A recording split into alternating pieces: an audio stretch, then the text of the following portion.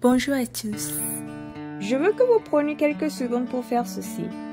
Où que vous soyez ou quoi que vous fassiez en ce moment, faites une pause et répétez ceci. Il n'y a rien d'impossible dans ma vie car Jésus est capable de tout. Maintenant, sachez qu'en disant avec certitude et foi que Jésus est capable de tout, vous ne serez plus secoués par les problèmes, mais serez en paix car le Seigneur sera à vos côtés pour mener vos combats. En effet, le développement de notre thème « Tout » nous incite à reconnaître que Jésus est Seigneur et qu'en ayant foi en lui, nous pouvons vaincre tous les pièges maléfiques de Satan.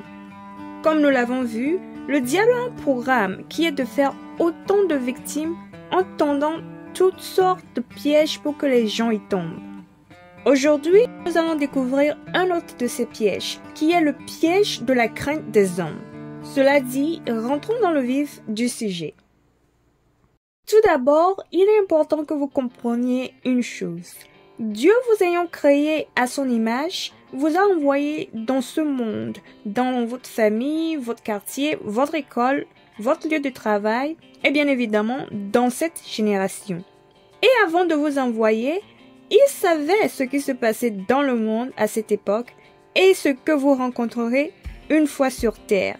C'est pourquoi il vous a fourni ces paroles vivantes comme assurance et guide.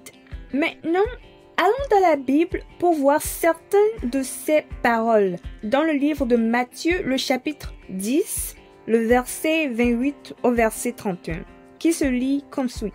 Ne craignez pas ceux qui tuent le corps et qui ne peuvent tuer l'âme. Craignez plutôt celui qui peut faire périr l'âme et le corps dans la géhenne. Ne vend-on pas 2 passereaux pour un sou? Cependant, il n'en tombe pas un à terre sans la volonté de votre Père. Et même les cheveux de votre tête sont tous comptés. Ne craignez donc point, vous valez plus que beaucoup de passereaux. Amen. Au verset 28, nous voyons Jésus dire qu'il ne faut pas craindre ceux qui tuent la chair, mais plutôt celui qui, après la mort de la chair, peut jeter l'âme en enfer. Cela dit, chaque fois que l'homme devient notre plus grand obstacle, la parole de Dieu nous dit que nous ne devons pas recourir à la peur au point de dire ou de faire des choses juste pour éviter les représailles venant de cet individu. Mais plutôt, nous devions craindre notre Créateur, celui qui peut jeter l'âme en enfer. Au verset 29, dans un exemple pour nous faire comprendre, Jésus dit « Ne vend-on pas 2 passereaux pour un sou? Cependant, il n'en tombe pas un à terre sans la volonté de votre Père. » Les oiseaux mentionnés ici ne sont que des petits oiseaux qui aiment faire leur nid dans des endroits où vivent des gens, plutôt que dans des endroits cachés et éloignés, montrant en fait qu'ils n'ont pas peur des hommes. Et ici, Jésus dit que sous la garde de Dieu, aucun mal n'arrive à ces oiseaux.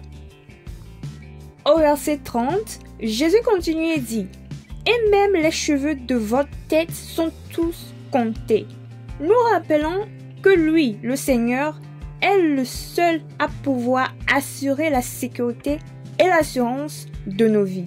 Et c'est pour ça qu'au verset 31, il dit « Ne craignez donc point, vous valez plus que beaucoup de passereaux. » Maintenant, si vous considérez le mode de vie des passereaux ainsi que leur apparence physique, vous pouvez voir que Dieu prend bien soin d'eux.